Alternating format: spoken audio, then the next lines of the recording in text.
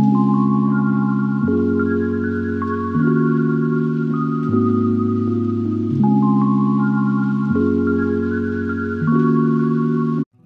Everyone, welcome back to my channel sweet home stories. ఈ వీడియోలో last Sunday మా పిల్లలకి చాలా ఇష్టమైన రాగి సంగటి విత్ చికెన్ కర్రీ ప్రిపేర్ చేశాను.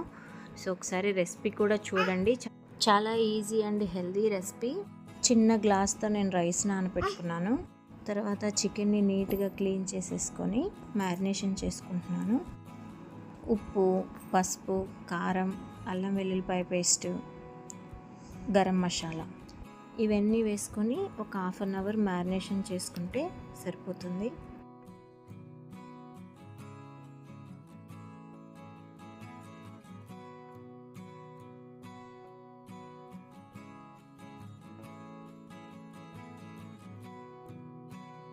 తర్వాత కర్రీ కోసం 2 పెద్ద సైజు ఉల్లిపాయలు తీసుకున్నాను.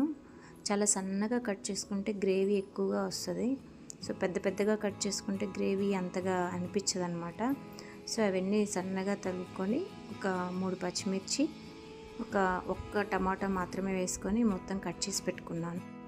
ఒక బౌల్ పెట్టుకొని ఆయిల్ వేసుకొని ఆనియను, మిర్చి, కరివేపాకు అన్నీ వేసుకొని మంచిగా ఫ్రై అవనివ్వాలి.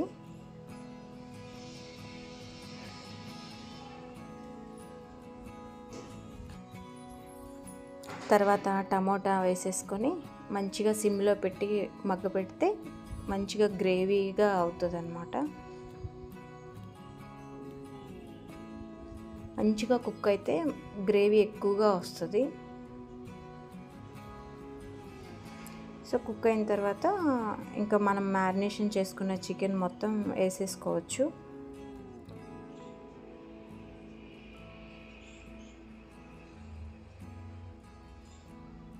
సో మంచిగా కలిదిప్పుకొని మూత పెట్టేసి ఇంకా సిమ్లో పెట్టి కుక్ అవనిస్తే, ఆలోపు నేను ఈ కర్రీలోకి కొంచెం గసగసాలు, ఎండు కొబ్బరి, ఇలాచీ వేసుకున్నాను అనమాట.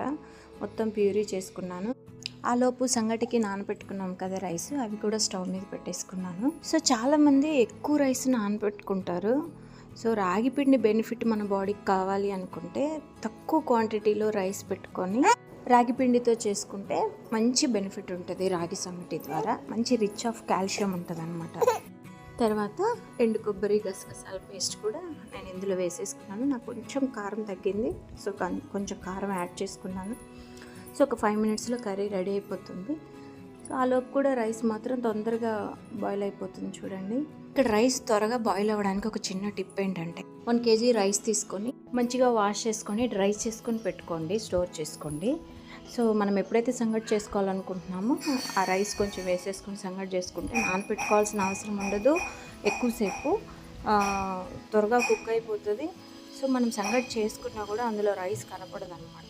సో అంత బాగా పర్ఫెక్ట్గా కుక్ అవుతుంది. సో మనకి ఎంత క్వాంటిటీలో కావాలో అంత క్వాంటిటీలో సంగటి చేసుకుంటే సరిపోతుంది అనమాట. నేను ఒక గ్లాస్ రాగి పిండితో చేస్తున్నాను ఇక్కడ.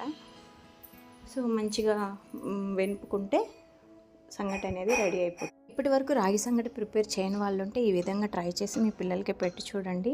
చాలా మంచిది, హెల్త్ బెనిఫిట్స్ ఉన్నాయి. ఆల్రెడీ అలవాటు ఉన్న వాళ్ళైతే మీకు ఈ వీడియో ఎలా అనిపించిందో నాకు కామెంట్లో షేర్ చేయండి. ఈ వీడియో నచ్చినట్లయితే please subscribe to my channel. Thank you for watching.